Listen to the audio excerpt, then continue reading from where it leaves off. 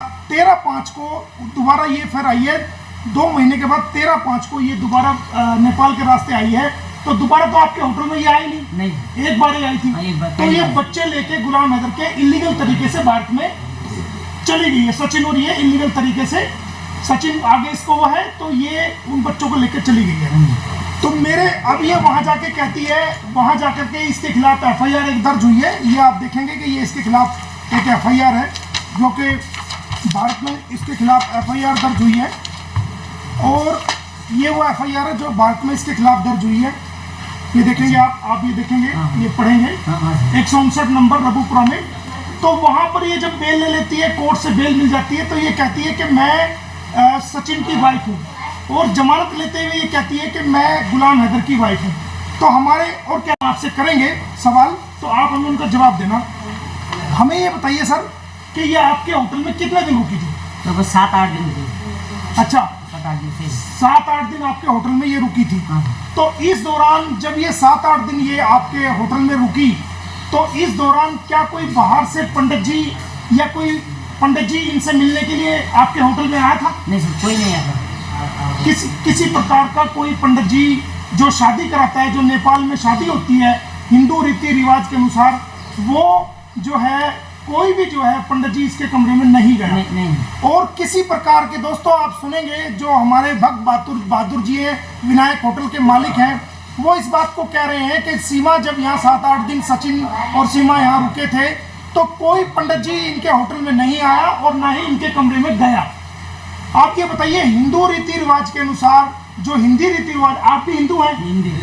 हाँ, ये भी हिंदू हैं। तो हिंदू रीति रिवाज के अनुसार क्या बिना पंडित जी के कोई शादी हो सकती है? नहीं सर, पंडित जी होते हैं, हमारे हवन होती है, फेरे लेने पड़ती इस तरह से। हाँ, इनका कहना यह है कि बाकायदा पंडित जी के बगैर कोई शादी नहीं होती, हवन होता है और फेरे होते हैं, तब जाके हिंदू रीति रिवाज के अनुसार शादी होती है। तो दोस्तों, तो कोई वहाँ पर उस कमरे में, जो वो कमरा है, उस कमरे में कोई ऐसी जगह है जहाँ पर ऐसे घूम करके फेरे लिए जा सके? नहीं सर, नहीं। कोई नहीं है। क्या आपने उसको सिंदूर लगाते हुए यहाँ देखा था? नहीं, सिंदूर। ये एक ब्रेकिंग खबर है कि भक्त बहादुर जी कह रहे हैं कि कोई सिंदूर लगाते हुए हमने उसको यहाँ नहीं देखा, ना कोई फेरे हुए हैं और ना कोई पंडित जी यहाँ पर आया है। और मुझे ये बताइए कि आपको जब वो होटल में आई थी, तो उसने ये बताया था कि मैं पाकिस्तान की रहने वाली हूँ? नहीं, ये नहीं बताया। कुछ नहीं, वो हिंदी बोल रहे थे। हम ऐसे जो तराई जगह हमें तराई जगह नेपाली लोग भी हिंदी बोलते हैं, तो हम यहाँ के समझे, एंट्री के यहाँ के एड्रेस में एंट्री के हम रख दिए हम। अच्छा, तो ये आपके सामने एक बहुत बड़ी खबर है दोस्तों कि पाकिस्तानी घुसपैठी जो भारत में घुसी है, सीमा हैदर, उसने अपनी पहचान को होटल में छुपाया और ये नहीं बताया कि मैं पाकिस्तान की रहने वाली हूँ, बल्कि ये बताया कि नेपाल के जो तराई के इलाके हैं वहाँ की वो रहने वाली है। और इन्होंने भी समझा कि ये वहीं की रहने वाली है, क्योंकि वो बहुत अच्छे तरीके से हिंदी बोल रही थी। इन्होंने बताया कि वो बहुत अच्छे तरीके से हिंदी बोल रही थी, और उसने अपनी पहचान को छुपाया, इनके साथ धोखाधड़ी करी, और वो अपनी पहचान छुपा करके यहाँ 7-8 दिन रही। सचिन ने भी अपना नाम नहीं बताया, और ना ये बताया कि वो भारत से हैं, और ये बताया कि वो नेपाल से हैं, और वो यहाँ पर तराई के इलाके से बताया। यही कारण रहा कि उन्होंने रजिस्टर के अंदर, जो हमने रजिस्टर चेक किया है वो भी दिखाएंगे आपको, उस रजिस्टर के अंदर अपनी पहचान छुपा करके, अपनी असली पहचान छुपा करके, अपनी नेशनलिटी पाकिस्तान की छुपा करके, अपनी नेशनलिटी इंडिया की छुपा करके, और उन्होंने अपने आप को नेपाली बताया और इनके साथ भी धोखा किया, इनको धोखे में रखा। इनका किसी प्रकार का कोई दोष नहीं। और क्योंकि यहाँ पर बहुत सारे यहाँ होटल है, तो अगर इनको शक हो जाता ये नेपाल की है या भारत की है, तो उससे सबूत लेते, लेकिन इन्होंने समझा कि ये जो है वो यही नेपाल के हैं, और सचिन ने बताया था कि वो मेरी वाइफ है, जबकि वो उसकी वाइफ नहीं थी। अच्छा, ये बताइए, क्या आपने कहीं उसको पूजा करते हुए देखा है? नहीं, कहीं भी पूजा कुछ नहीं करती। कोई हमारा काम करने वाला आदमी है, तो नमाज कुछ पढ़ती थी अंदर, वो उनके। अच्छा, तो हमारा काम करने वाला आदमी आते जाते थे, बाकी तो हम उनके रूम में नहीं थे। दोस्तों, ये बहुत बड़ी खबर भाई साहब ने दी है। ये कह रही है कि होटल में कभी उसने पूजा नहीं करी, और कोई वो पूजा नहीं कर रही थी। और जो इनके काम करने वाला आदमी है, तो जो वो क्या कर रहा था काम? रूम साफ करने जाते थे। अच्छा, तो जब आप रूम साफ करने आपका आदमी जाता था, तो वो क्या करती थी? वो नमाज पढ़ती थी। क्या करते, अभी खाना नहीं, नमाज पढ़ी, इस तरह बोलने आता था वो। अच्छा, तो ये बता रहे हैं कि नेपाल के होटल में भी वो जब वो इनका कर्मचारी सफाई करने के लिए जाता था तो ये बता रहे हैं इन्होंने देखा कि वो कमरे के अंदर नमाज पढ़ रही थी। तो दोस्तों ये कितना बड़ा धोखा हम भारतीयों के साथ हो रहा है, कितना बड़ा धोखा हम भारत सरकार के साथ हो रहा है, कितना बड़ा धोखा भारत की एजेंसीज के साथ ये कर रही है। पूरे देश को गुमराह कर रही है, पूरे देश को जो है ना पागल बना रही है, मूर्ख बना रही है। हमारे होटल के मालिक भक्त बहादुर जी ने बताया कि जब इनके कर्मचारी सफाई करने के लिए ऊपर जाते थे वहां पर कमरे में, तो इन्होंने देखा कि वो सीमा हैदर वहां कमरे में नमाज पढ़ रही थी। तो इससे क्या जाहिर हुआ कि वो एक मुसलमान थी जब होटल में आई, और उसका कहना यह है कि वो पाकिस्तान में अपना धर्म चेंज कर चुकी थी, जो कि बिल्कुल गलत है, गुमराह है। और जब वो नमाज पढ़ रही थी ना कोई पंडित जी आया, ना कोई फेरे हुए, ना किसी प्रकार की शादी हुई, और वो वहाँ पर नमाज भी पढ़ रही थी, ये हमारे भक्त बहादुर जी ने बताया है।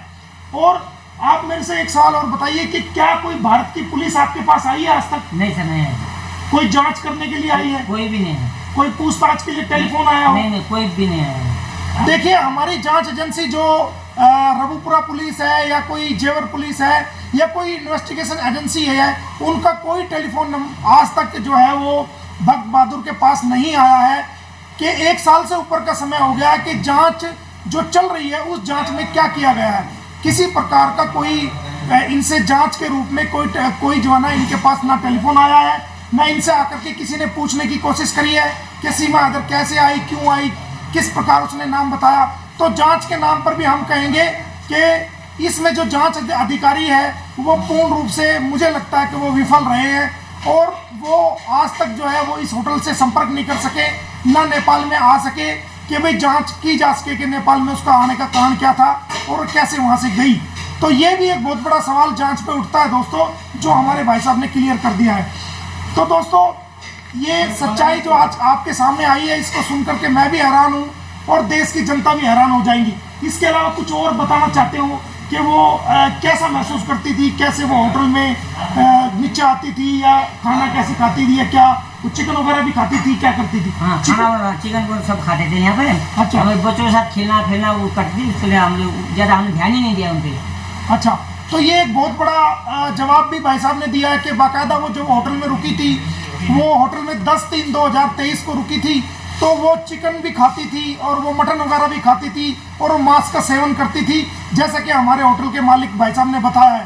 तो उसका झूठ का ढकोसला सब जो है ना सामने आ गया है कि वो कहती है मैं सनातनी बन गई हूँ, मैं चिकन नहीं खाती हूँ, मैं ये नहीं खाती हूँ।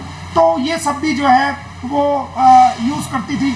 अच्छा, आपके यहाँ ये शराब की बोतलें रखी हुई है, तो आपके यहाँ शराब आसाम से मिल जाती है? हाँ, शराब तो आसानी मिल जाता है। अच्छा, तो सचिन शराब की बोतल 1-2 शराब की बोतल खरीदी थी उसने? बाहर से कहीं लाया होगा सर, रूम में मिला था उसका, बाहर से कहीं से लाया कर यहाँ से खरीदा हो तो हमें नहीं मिलता। अच्छा, इनका कहना है कि सचिन जो है बाहर से कहीं से, क्योंकि यहाँ अच्छा आम दुकान पे शराब की बोतल मिल जाती है, यहाँ तो किराने की दुकान में भी शराब की बोतल मिलेगी। अच्छा, इनका कहना है कि जो किराने की दुकान है, जो आम दुकान है, वहाँ भी पेप्सी को और कोक की तरह और लिम्का की तरह आम शराब की बोतलें भी वहाँ पर मिल जाती है। इनका कहना यह है कि वो बाहर से खरीद के लाया होगा, इस होटल से उन्होंने नहीं ली, बाहर से शराब की बोतल खरीद के लाया होगा, उनके कमरे में जो है वो शराब की बोतलें भी मिली थी। तो ऐसा कहना ये बोतलें कैसे पता चली आपको जो उसके कमरे में मिली? रूम साफ करने लगा वो जाते थे। अच्छा, जो रूम साफ करने वाला जो नौकर है जब वो वहाँ पर गया इनका, तो उसने देखा तो उसके कमरे में शराब की बोतलें भी थी। तो इससे जाहिर है कि सचिन और जो उन्होंने कहीं ना कहीं जो है शराब का सेवन किया। हाँ, ये बिल्कुल कंफर्म हो गया कि शराब का सेवन भी उन्होंने कमरे में किया है। तो दोस्तों 7-8 दिन वो रही थी। अच्छा, कहीं मंदिर में घूमने गई हो कि नहीं गई? नहीं, मंदिर में नहीं रहते थे लोग, वो घर में रहते थे ज़्यादातर। ये बात भी सामने आ गई है, वो कहती है कि मैं पशुपतिनाथ मंदिर में गई।